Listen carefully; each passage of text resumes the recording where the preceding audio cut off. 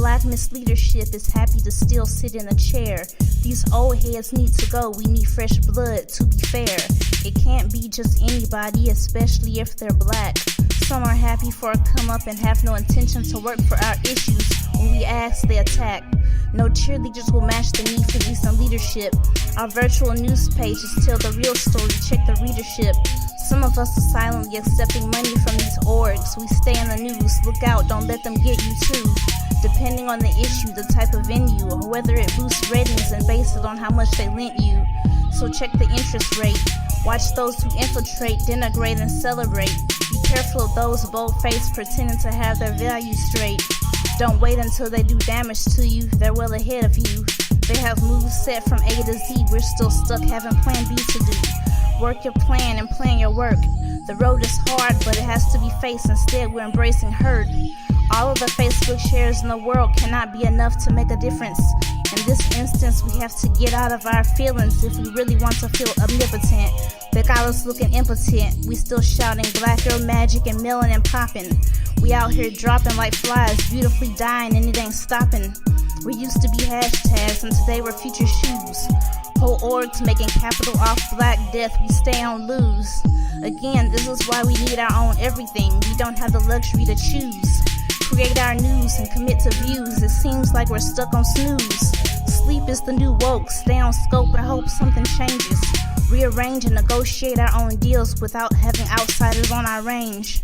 No exchanges with the other, we must keep it within. Every movement possible has been infiltrated with one of their men. And that man might look like you, that's why we can't trust. Discuss the moves they want to make, and if they fuss, they may not be one of us. Don't show your cards, keep those sacred. Keep working and building, and if they ask, fake it. We can do big things, I can see it in our eyes. The prize is flourishing within our institutions. Avoid all lies that come from the outside. Drop the pride and ego and work us side by side if we want this thing to fly. Time is of the essence, we can't afford to let it ride.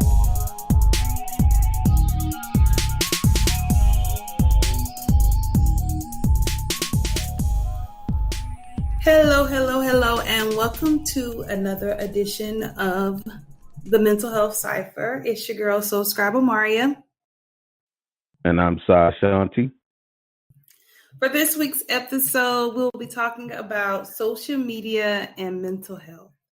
You know, Sai, being that social media has become a very prevalent feature in our lives these days, not just for the Generation Zs, the babies that were born using smartphones and apps and iPads and all of that stuff. The millennials and zennials and generation, X, all those people now, we're all on social media. And it started with things like AOL Instant Messenger, MySpace, Black Planet, Facebook, now Snapchat, IG, YouTube. You can go on and on and on with all the apps and programs that people have that pretty much seemingly can take apart and use every aspect of our lives and put it in one place or several places in a virtual and digital world. According to statistics, about 86% of adults are now on social media, and at least 75% of them use Facebook and Instagram. So it's like people are being plugged in all the time. And some of the effects that we have from being plugged in all the time is that you remember back in the day, we talked about, or families talked about, wanting to keep up with the Joneses. Whatever they had, people wanted to have that. They get a new Cadillac, I want a new Cadillac too. You know, they get a bigger house, I want to get a bigger house too. But now it's more in front of your face because you got millions and billions of people that are on social media. So today, we're going to be talking about, how does that affect people's minds? And just thinking about the keeping up with the Joneses syndrome, some people are afraid that they're going to miss out on something. So they're always with their phones in their hands, checking for updates, want to see what their friends posted, what trip are they on now, what is little Kiki doing in school. They're always on trying to see what's going on, which that can lead to anxiety for one. And then the flip side of that is you're worrying so much about what other people are doing that it makes you feel less than or some sense of lack in your life, because you're like, okay, maybe I'm not living my life in that way. I'm not traveling all the time. I don't have children. Dot, dot, dot. It could go on and on and on, of feeling like you're not enough, which may cause stress, which leads to depression, because you're feeling like, just based on what you see, the little snippet that someone sees you of their life, that you're not enough. So what is your take on social media and mental health? At first, I was pretty standoffish when it comes to social media. I could only spend short periods of time on Facebook, and it took me a while to get on Facebook because to me it was an overload of information and energy and varying opinions that I didn't really resonate with. It seemed very cliquish. It seemed very artificial to me. So for a long time, I pretty much stayed off of it. But moving into the realm of being a business and creating a business, social media, we live in a day and age where technology, especially social media, plays a very prevalent role in growing your business. So I found myself having to put aside my differences with social media and dip my big toe in it, so to speak. And I met a lot of cool people through social media, a lot of cool people. I networked with a lot of cool creative people and created some great projects and things of that nature. But I do see both sides of the scale where it could be a healthy tool for networking, for growth, for information, for education, for connection. But I also see that it could be detrimental to someone through an exposure of things that doesn't resonate with your spirit. No doubt. That is so true. There's always a pro and a con to anything that we deal with in our lives. And we, in this age now, thankfully, you were mentioning how social media can seem cliquish.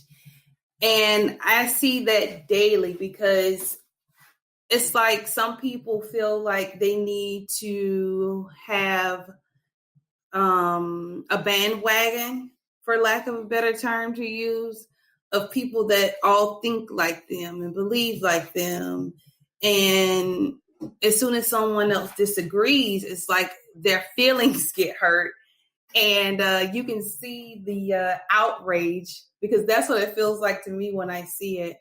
The outrage that how dare someone disagree with me.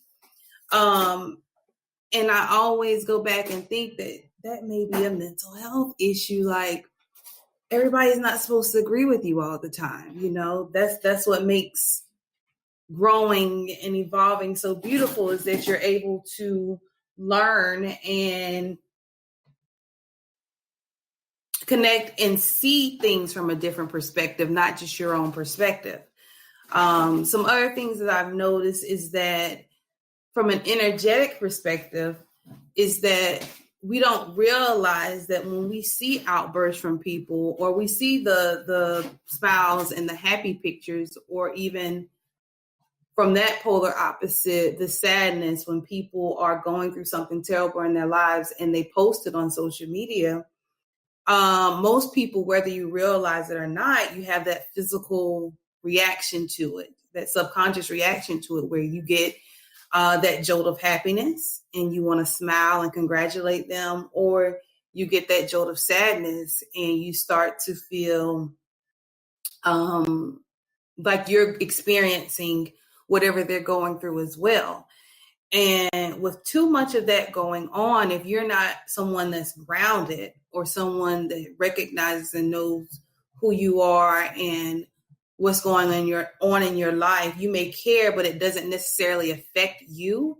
You can get thrown into this roller coaster ride of mixed emotions and lose your sense of self while you're plugged into this social media experience. The internet itself is an artificial intelligence. Everyone who logs in is like a cell in this consciousness that sends signals to the masses to operate the philosophies, the perspective, and the voice of social media. I recognize computers being a blueprint for how the mind works many years ago. I was taught NLP, which stands for neuro linguistic programming, which was actually invented and created by a computer programmer and a hypnotherapist. And NLP basically speaks to a frequency of the mind, of the subconscious mind, to help an individual with self-discipline, with self-development, with self-mastery. And that was NLP, like I said, was grafted from how a computer works. A computer was grafted with how the mind works. So it's like art imitating life, life imitating art. And it's the same thing with the internet and social media. There are certain things that triggers social media, specifically like Twitter. You will hear more. It's a close race for all of them, but specifically Twitter. Twitter collectively has a consciousness that has chased people off Twitter and offline, has caused people to lose careers, has caused people to commit suicide, has caused people to make a lot of money, lose a lot of money, become overnight successes, or having your fame snatched from you.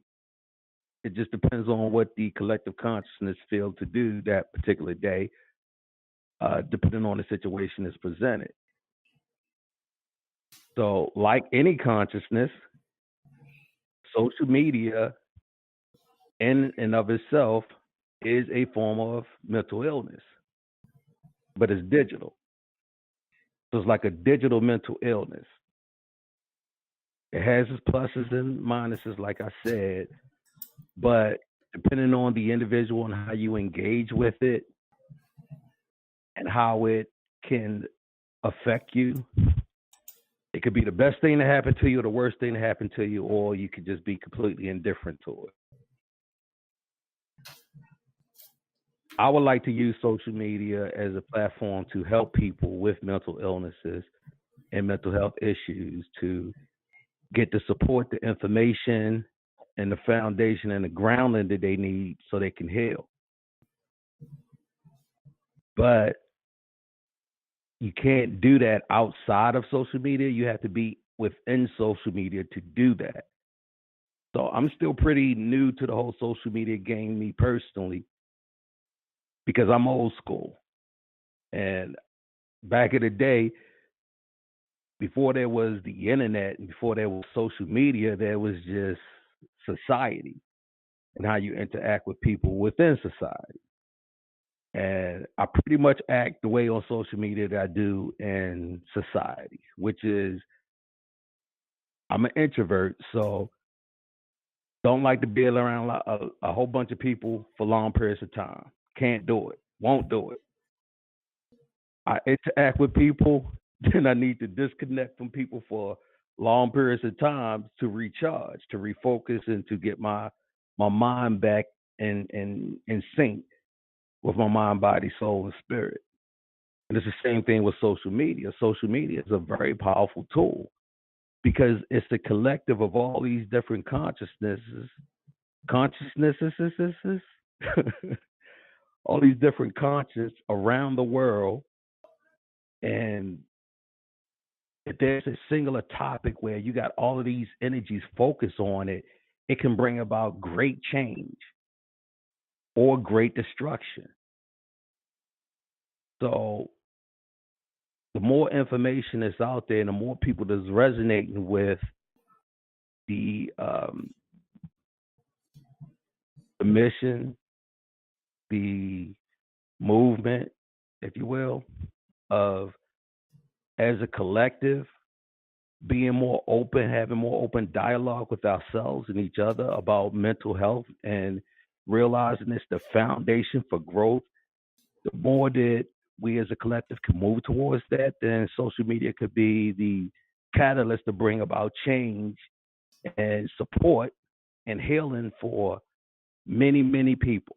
Not the world, I don't think, but for a lot of people. I agree totally. And before we move further, let's take a break so we can hear a word from our sponsors. All right, so we are back. And now we're going to elaborate a little bit more on the pros and cons of social media. So one pro is if you are an introvert like Sai and myself, you get to connect with people from all over the world who are like you, who may be shy in person, or they know how to turn it on and then turn it off because they know that sometimes they don't want to deal with people all the time. So it's a good way for us to connect with others and to have at least some type of socialization in our world, or socializing in our world when we're still stuck in our corners as well. What are some other pros for you, Sai? Social media is like an alternate reality where a lot of people can reinvent themselves, especially if they don't feel as though they're being seen and heard offline in society. Online, they can have a voice and identity and pretty much be anyone that they want. Mm-hmm. But the negative side of that is it's this term called trolls. And I didn't know what a troll was. I had to look that up. My association with troll has always been this mythical being from fantasy films and things of that nature. But there are some people who they get a rush and a charge from having people respond to something they've said or done because they lack the energy offline to get that type of reaction and response. They get it online in this alternate reality called social media, and it become addictive. Right. And so I think another pro for social media is for doing things like we're doing here with the Mental Health Cypher. You mentioned it in the first part of the show of how being able to take brands and build brands and promote those things that, you know, you feel you're passionate about. In order to connect with other people that can be assisted by whatever it is that your passion is, and also those that can help you through networking with getting your passion out there. And on that troll subject, I need to go back real quick on that troll subject. You know, trolls are very detrimental for a lot of people if they don't know how to handle when people are just annoying, because that's really what they're doing. They're being annoying, and like you said, they're feeding off of your energy and your reaction and the reaction of people in comments. And you know how people get those views on like live videos and they have like hundreds and thousands of people on their videos and whatever they're doing, you know, in their video. And you have these one or two people that come on and then they block them off. It's like it's kind of like they have that narcissist type thing going on with them when it comes to trolls. And I know that a lot of people, they will block them off, or some will go back and forth with them. But I kind of think that sometimes even we can be trolls, have trolls and not know we have trolls, because let's say you have someone on your social media page that you post one thing, and then the next thing you know, that person is posting something totally opposite, and it can appear that they are in disagreement with you. So it's kind of like you begin this trolling back and forth for each other. It's like having an argument or a fight, but not really in the physical. And it's all online and virtual, but you're not talking to each other. You're just doing subliminal posts. So it's like trolls can be in two different aspects of it. And I think communication is a con. It's a pro and a con on social media. Because you get to communicate with a lot of people, but then again, it takes away your communication skills because you're not able to, or we begin to lose that ability to verbally express ourselves and really let people know how we feel, as well as be comfortable in front of people face to face. Because more than likely, all you're doing is when you're on social media or using technology is you're texting and typing. Thank goodness. I'm so glad they have voice message now on social media, because at least you can do voice message things. So you can actually talk to someone instead of, I read somewhere where someone says, when you're on social media, you're not communicating with a person, you're communicating really with the computer. Because even though it appears you're communicating with a person going back and forth, you're still really just reading from a computer screen or from a digital screen. I thought that was interesting. Technology is always going to evolve. Back in the day, before we had the mail system, we had the Pony Express. Before that, smoke signals and messages in a bottle. And before we had the telephone, we had the telegraph. Then we had the telephone, and we had pages, and we had cell phones. And this is just the next evolution of communication. And every evolution of communication, you look back in history, everybody's always had a problem with it. As a collective human nature, we're designed to resist change. That's one of the programs that keeps us away from our mastery, because we resist change. At the same time, we want something different, but we resist change. There's a positive way to troll. Back to the trolling thing. A lot of times trolling can expose trolls. I guess it's kind of like fighting fire with fire. There are some people that any kind of collective positive movement is always going to be a target for trolls, because that's a power base. That's a funnel of positivity and people getting together that they're not included into. So again, mirroring whatever challenges they may be facing offline in their regular life, they're able to be somebody else on the internet and disrupt the flow of energy if they see an opportunity to grab some spotlight for themselves, and they'll try to troll positive movement. So trolling the troll will expose themselves. You can expose a troll that way. That's where trolling becomes positive. And there's a certain amount of humor that goes along with it also. Right. If you got to get humor about it, trolling in itself is funny. But it becomes problematic when it becomes insulting or targeting someone, something that's mean-spirited. The energy is just coming from a place of maliciousness. I don't really resonate and feel that, but good humor trolling is funny. Getting someone riled up who's not in complete control of their mental faculties as they project, trolling will expose that. But I think what you see a lot of on social media is people with mental illnesses who have not identified that they have mental illnesses, or reject or in denial about it. A lot of it will come out through their words and their actions online. Yes, it's being done behind a computer screen and in a keyboard on a computer, but at the same time, there's an energy and a frequency that you can tap into, and you can pretty much feel someone through a computer screen and a keyboard, because energy is a powerful, viable consciousness. And if you're in tune to energy, it doesn't matter what way that energy is coming to you, you can pick up some residue of it enough to decode the source of it and what's happening behind it and the intentions behind it. It's this Key and Peele skit about text messaging where one of them was texting one with something completely different in mind, but he was receiving it in a very negative way, even though he meant everything positive.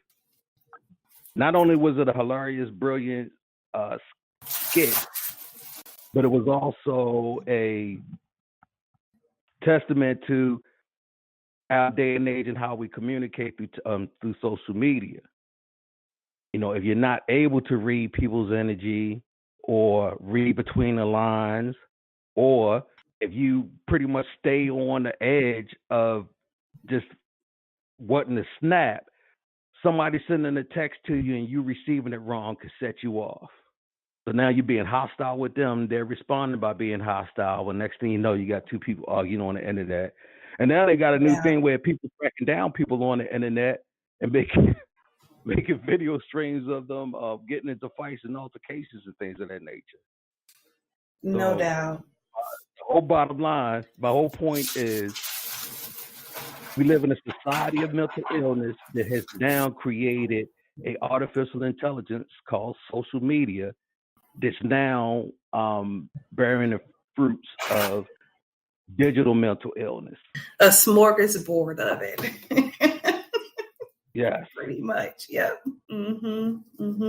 So before we go, let's give out some quick tips on how people can try to stay well in this digital world. And one thing is knowing to unplug. If somebody has gotten on your last nerve just by the mere fact of you seeing their posts, feeling their energy and what's going on, it's okay to unplug. It's okay to block. It's okay to unfriend. It's okay to move on in life. It's not a requirement that you are friends with like people you grew up with, people you knew in high school, people you went to college with. It's not a must that you have to be there because like we stated earlier, it is a digital and a virtual world. So you're pretty much creating the world that you exist in. And so one way that you can stay well in it is knowing when to let go and get rid of the people or the places or things that aren't serving you and your own mental wellness through the social media. I say don't even let it get to a point where you're having a emotional response to it. If it got that far, that means you've been on social media too long anyway. So before it even get to that point, just monitor your time that you spend on it. You don't have to always stay connected to it. And understand what your purpose is on it. A lot of people use social media for business and business only. They go on there, do what they need to do, and then they off. But if social media is the way that you socialize, you have to be mindful that you are socializing with a lot of different energies and entities, and some of them don't have the best of intentions when they're interacting with the collective. Be mindful of that. You can be affected digitally through someone else's negative energy. The minute you feeling any type of way, and you could be in a good mood, you could be having fun, you're laughing, you're joking, but you're finding yourself yawning, even though you got a good night's sleep. You're finding yourself maybe a headache or something like that. That's a physiological response. That's your intuition telling you it's time to disconnect. Great. That's our show this week. Thank you guys for joining us. Make sure you favorite the podcast on your favorite podcast app and let us know what you think of the show by sending us a voice message or an email at thementalhealthcypher@gmail.com. And that's it. Peace.